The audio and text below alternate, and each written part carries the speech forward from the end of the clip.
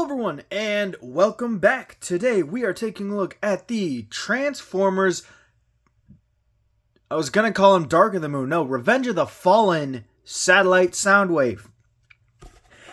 And yeah, to be truly honest, he's a bit mid, kinda sorta, just in terms of, transformation and everything. It's not really a transformation, it's more just Soundwave doing yoga, but that'll be for when we get to it. In robot mode, though, he looks really good, although we never actually see him in robot mode in the movie, which kind of sucked. Though I did like his inclusion in the, in the movie. Like, I kind of wish we had more of Soundwave in that movie. Let's take a look right at that wonderful head. It is... Come on, you stupid camera. There we go. There we go. And just look at that gorgeous head there. That is terrifyingly creepy. You have the two eyes, or the four eyes done in red there, with all the facial mandibles and doodads and whatever.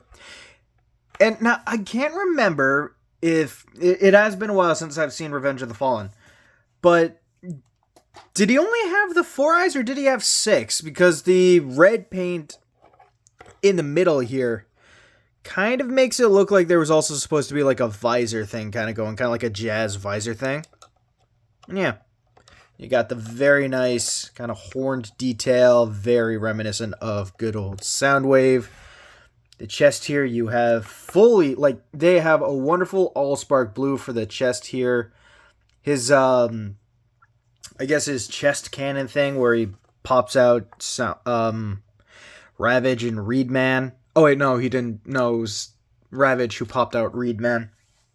Right. But I also love, the little paint details on his chest, making it look like he is, been hit by a bunch of, tiny asteroids and everything, and they even did it here for the crotch area, too.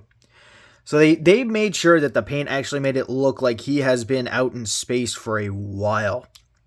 You also have the, I like to call them thrusters, like little sound thrusters, just because they mimic the shape of his kind of cannon maw thing. So that looks very nice. The hips, however, because this came out after the Revenge of the Fallen Soundwave, they basically just reused the Revenge of the Fallen hips, which is a little annoying.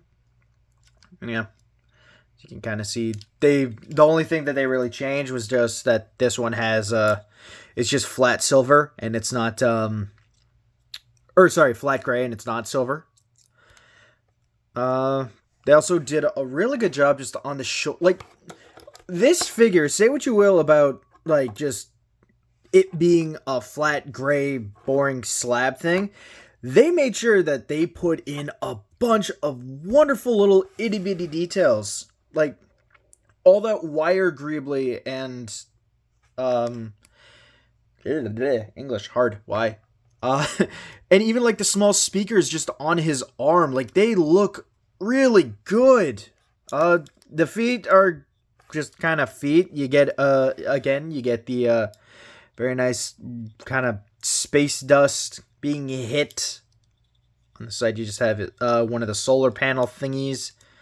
So on the other side, they made sure to kind of deck this thing out in a decent amount of, paint and stuff. They even did the shoulders here where you have, small circuitry details going in. Or, small little, pod things. Just on the back of his shoulders. Heck, even on the back, they made sure to include a decent amount of stuff just to make this guy look, relatively decent. Even though he's just a flat gray blob thing. Yeah. Whoop. There we go. Come on. There we go. Yeah. And for articulation, actually, we will rotate the head on a ball joint. Because of the way that both the collar and his neck is joined, it's a bit awkward to get the full 360, but you can get it. You just have to kind of stick his head forward a lot. You also get, a little bit back and forth too. Ricka, ricka, ricka, ricka. Oh, he can do the chicken. Bark, bark, bark, bark. I wonder if you can make a chicken mode out of this. Experiments for later. You get a very nice full 360 rotation here up at the shoulder. You get a nice bicep rotation as well. You do get a wrist swivel, but that also is mainly due to transformation. So you do, if you flip in the wrist, you're flipping out the entire thing. So the entire chest is connected to this piece here by this just one little tab here, like right here, and that connects. And it is a very loose connection joint, so you can't really keep him steady, which stinks. But this hand actually, so they both flip out.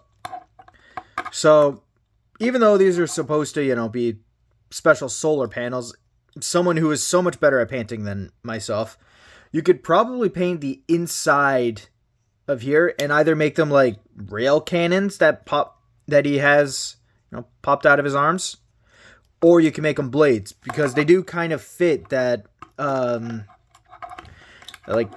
Cybertronian weapon aesthetic of the weapons being attached or being a part of like a vehicle mode. That is actually kind of cool. Something I don't think I've ever actually tried, however, is seeing if this version of Soundwave can hold Dark of the Moon's gun weapon. Because the hands, I think, are a little similar. Nope. Yeah, nope. That just looks silly. Yeah, no, that is unfortunate. But going back to... Come on, head. Going back to the articulation. Waist you kind of get, but you have to... It's mainly more for transformation. You can kind of give him a hunchback, though. And a tail. Chicken modes really start... Oh, God. Wait a minute. Arms like so and like so. Actually, bring this back. Bring these back. Can't do anything about the head, unfortunately.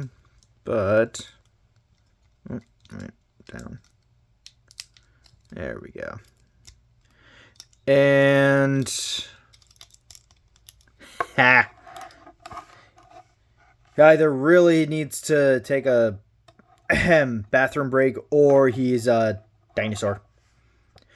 Or he's just really, he's just trying to crouch and he's tired. He's very, very tired. It's been a long day. He's had to fly all the way from here, from Cybertron to here. Yeah. You get a very nice range of movement on the legs. Only really stopped by this piece here.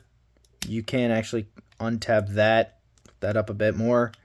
You get a little bit more articulation there.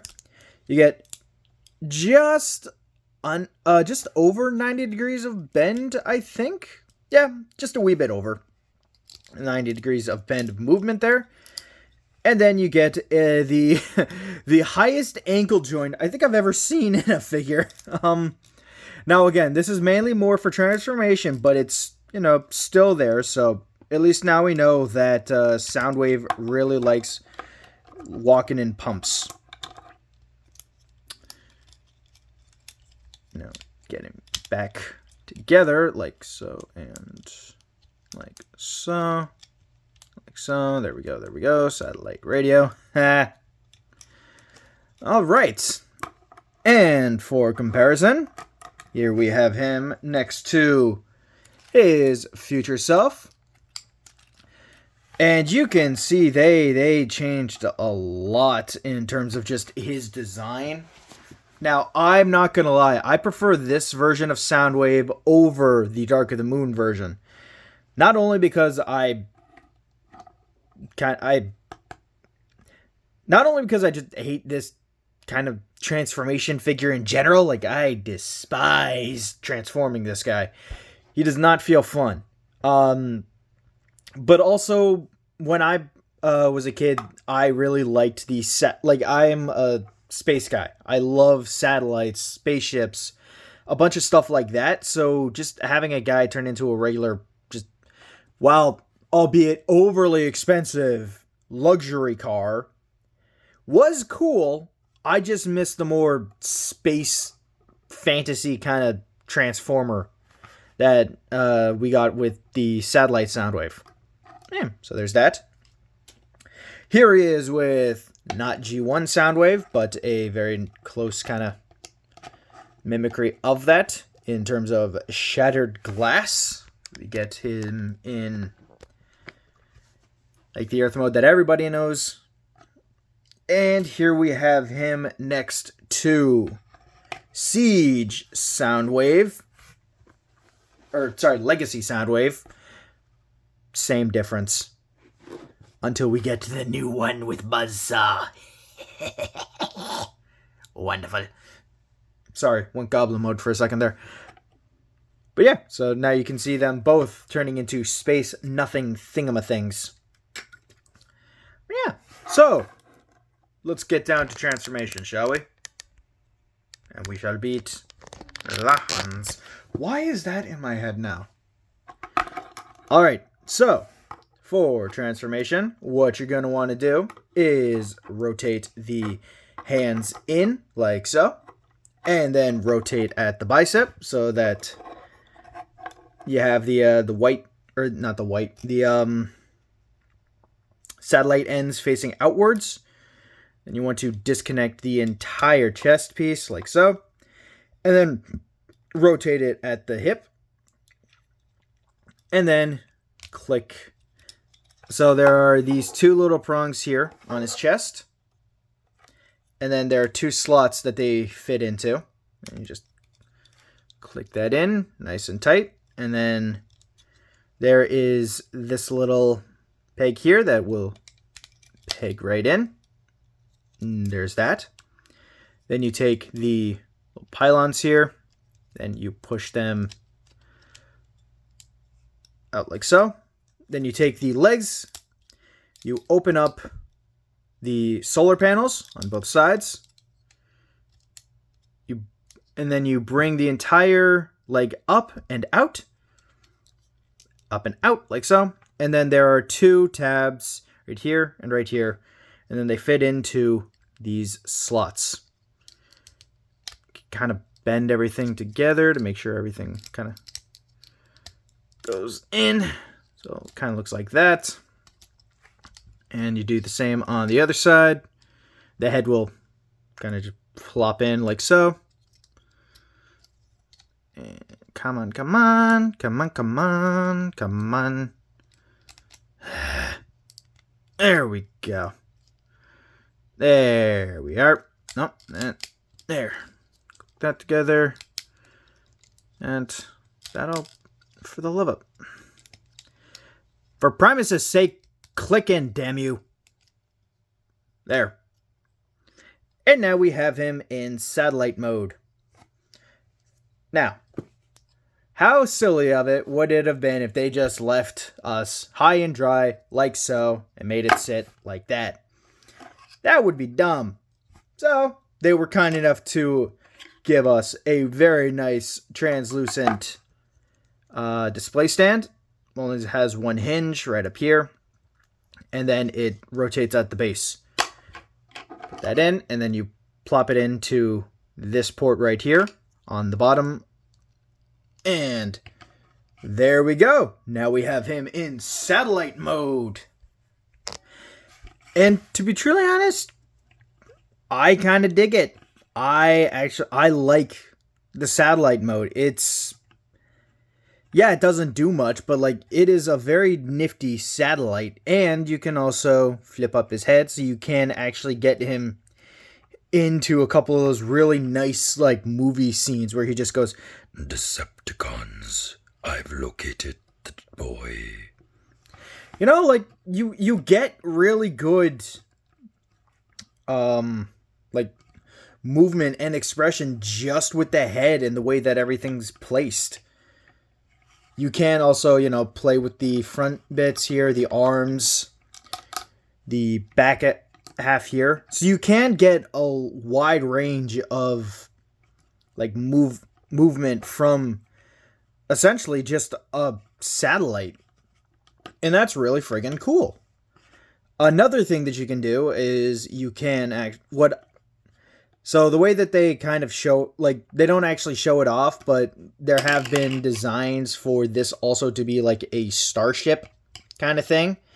And I know a couple of people probably rolled their eyes there at that, but you can kind of see it in the way that some of the elements on this satellite actually work. So if you push the head down, you just kind of rotate it back a bit, bring these in, and then just kind of do whatever with the arms. You do kind of get that silhouette of a starship, kind of, sort of. Like, this is the bog standard kind of, hey, look, it's a whatever. We can't just have like a normal satellite thing. So we gave it this. Da-da-da-da. Nifty. So what I like to do, and we actually kind of already have basically what I usually do with the quote starship mode. So open up the arms a bit, and then you want to take these, what I used to call what I just called thrusters, rotate them all the way back and around so that they are facing through the back kind of whole section here. Do the same on the other side, like so. Just kind of fix this part here. You want to untab this section just so you have a little bit more upward movement, like so. Then you bring in the arms, collapse them, like so. And then you actually want to take the head, rotate it all the way around so that the pointy bit is facing outward. And you click that in, and then you kind of have like a little kind of bridge section here. Then you want to take the feet, move them all the way up, and then move the back fins backwards. So up and back like that. And you can kind of play around with how you like it. This is just something that I like to do. And you kind of get the Nebuchadnezzar kind of styling with all of the light, with some of the light blue, and the way that the back sections here kind of work. They kind of act like little hover pads and everything. Yeah, you can swoosh it around here. Amazingly, like this figure, like when you have him in like a weird mode like this, he is very swooshable. So you can kind of make him like whatever you really want. Again, your toy, you do you. There's that. So we will put that back. We'll get him back into proper satellite mode. We'll keep his head up because he never actually did not have his head up in the movie, I'm pretty sure. God, I'm going to have to rewatch Dark of the Moon now, aren't I? Just so I can get this guy, get proper remembrances for this guy. Yeah, so there's that. And for comparison, here he is next to his future vehicle mode. And I'm going to bring up the Dark of the Moon video game for a second, because I'm not going to lie. I preferred the SUV thing that he took when he landed on Earth for the first time. I think a vehicle like that much better suits Soundwave as a communications officer. Now, I understand the reason for the Mercedes-Benz SLS AMG vehicle mode that they got for the movie. Michael Bay likes really nice, flashy, fancy cars, and it's also a way to lull or to stealthily move around Chicago without, attracting too much attention to yourself, because, I mean, hey, it's Chicago. Not saying anything bad about Chicago, by the way. Your pizzas are alright. Yeah, so there's that. Making me transform that damn thing again. Here we have another nondescript space shuttle thingamathing, and I won't lie, people make fun of these, like the Michael Bay Cybertronian modes, for turning into literal nothing. At least this one's aerodynamic. Like, at least you can make your space nothing look aerodynamic, unlike Captain Blocky here. So, one point to Michael Bay's nothing Cybertronian modes for actually being somewhat aerodynamic in terms of, you know, actual flight design for atmospheric flight. In space, whatever floats your boat. In atmosphere, I'm going with this guy. At least this guy actually has aerodynamics. Physics, on the other hand, aerodynamics, yes. And, hey, it wouldn't be a Soundwave review without the cassette mode, because why not? And that is kind of hilarious to look at. And yeah, so there's that. And yeah, that is it for Transformers Darker Than Moon Studio Series Soundwave. And yeah, I like this figure a lot, actually. I am not going to lie. I do enjoy this figure. He is fun. He's poseable. He gets the creative juices flowing when it comes to design, like thinking up space shuttle modes and stuff like that. Like, weirdly enough, he is a very fun figure, even though his color scheme is drab, being all gray, little bits of dark gray, some very nice silver, and then blue, just at random splotches. I am okay with that because, like, the toy itself looks good, and you don't have to worry about paint chipping. So that's another good thing. But yeah, so that is it for the for the Studio Series Revenge of the Fallen Soundwave. By God, can you tell I don't do these scripted? Anyways, have a good rest of your day, night, or whenever you watch this video, and I'll see you all in the next one. Bye-bye, everyone!